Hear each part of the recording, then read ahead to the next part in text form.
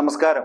വോട്ടെടുപ്പിനെ വഴിവിട്ട മാർഗങ്ങളിലൂടെ സ്വാധീനിക്കാൻ ബി.ജെ.പി. നടത്തിയ ശ്രമങ്ങൾ തെളിവ് സഹിതം പുറത്തുവന്നതോടെ ഉത്തർപ്രദേശിൽ നടന്ന തെരഞ്ഞെടുപ്പ് ദേശീയ തലത്തിൽ ചർച്ചയായി. ബി.ജെ.പി. സ്ഥാനാർത്ഥിക്ക് അനുകൂലമായി മുസ്ലിം ഭൂരിപക്ഷ ഗ്രാമങ്ങളിലെ വോട്ടിംഗ് മന്ദഗതിയിലാക്കാൻ പോലീസിനും പോളിംഗ് ഉദ്യോഗസ്ഥർക്കും കൈക്കൂലി നൽകാൻ ഗൂഢാലോചന നടത്തുന്ന ബി.ജെ.പി. നേതാവിന്റെ ദൃശ്യങ്ങളാണ് പുറത്തുവന്നത്. ഉത്തർപ്രദേശിലെ സംബാൽ മണ്ഡലത്തിലെ ബി.ജെ.പി. നേതാവ് ഭുവനേഷ് കുമാർ എന്നയാളുടെ ദൃശ്യങ്ങളാണ് പുറത്തായിരിക്കുന്നത്. മെയ് 7 നടന്ന മൂന്നാം ഘട്ട വോട്ടെടുപ്പിനിടെയാണ് സംഭവം എന്നാണ് ABC ന്യൂസ് റിപ്പോർട്ട് ചെയ്യുന്നത്.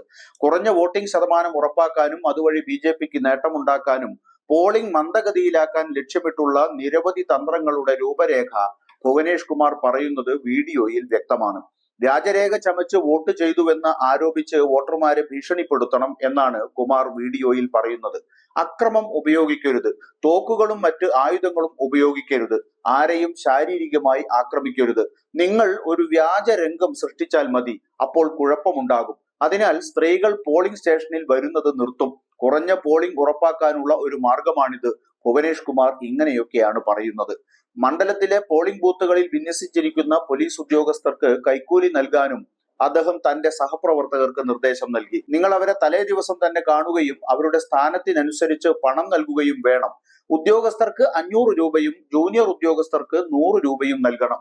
ഇത് മറ്റൊന്നിനും വേണ്ടിയല്ല, ചായയ്ക്ക് മാത്രമാണ് എന്ന് പറഞ്ഞ് അവരുടെ പോക്കറ്റിലേക്ക് പണം ഇടണം എന്നും അദ്ദേഹം പറഞ്ഞു. അതേസമയം ഈ വീഡിയോ പഴയതാണെന്നും ഇപ്പോൾ വൈറലാവുകയാണ് ഉണ്ടായത് എന്നുമാണ് പോലീസ് പറയുന്നത്. ഭുവനേഷ് കുമാറിനെ CRPC സെക്ഷൻ 151 പ്രകാരം വോട്ടെടുപ്പിന് ദിവസങ്ങൾക്ക് മുമ്പ് അറസ്റ്റ് ചെയ്തതായും സംബാൽ പോലീസ് അറിയിച്ചു.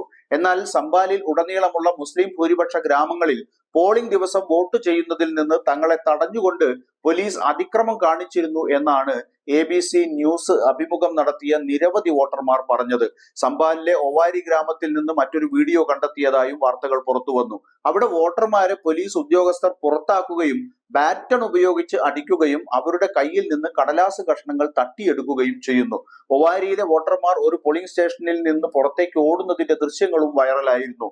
വോട്ടർമാരെ പോലീസ് ഉദ്യോഗസ്ഥർ പുറത്തേക്ക് ഓടിക്കുന്നതും അവർ അവരെ ബാറ്റൺ ഉപയോഗിച്ച് അടിക്കുകയും അവരുടെ കയ്യിൽ നിന്ന് കടലാസ് കഷ്ണങ്ങൾ തട്ടിയെടുക്കുകയും ചെയ്യുന്നതാണ് വീഡിയോയിലുള്ളത്.